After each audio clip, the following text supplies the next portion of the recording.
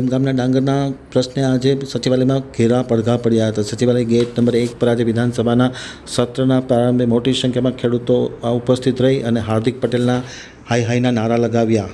હવે જોઈએ ગાંધીનગર આમતક ન્યૂઝ બ્યુરોમાંથી જે.કે. પટેલનો એક વિસ્તૃત અહેવાલ। વિધાનસભાની બહાર સચિવાલય ગેટ નંબર 1 પાસે ખેડૂતો મોટી સંખ્યામાં અત્યારે પહોંચી ગયા છે, વ્યાપક વિરોધ કરી રહ્યા છે। ખાસ કરીને 2023માં સરકારના ગોડાઉનમાં ડાંગર આપ્યું હોવા છતાં આજ દિવસ સુધી એટલે કે 2 વર્ષ સુધી પૈસા મળી નથી।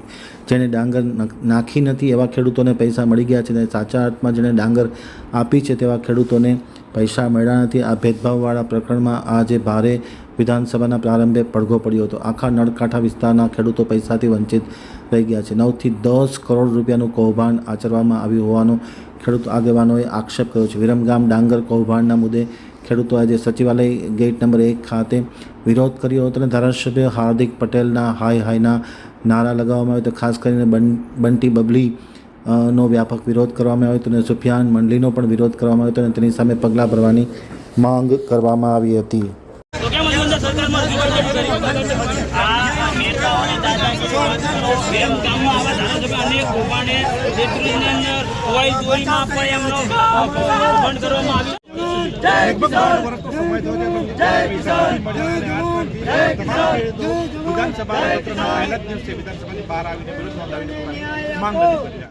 જય જવાન જય કિસાન હાર્દિક હાય હાય હાર્દિક હાય હાય ખેડૂતોને ન્યાય આપો ખેડૂતોને તો કેમ અંદર સરકારમાં રજૂઆત કરી આ નેતાઓની દાદાગીરી વિરમગામમાં આવા ધારાસભ્ય અનેક કૌભાંડે જેટલીની અંદર હોય દોરીમાં પણ એમનો બંધ કરવામાં આવ્યો।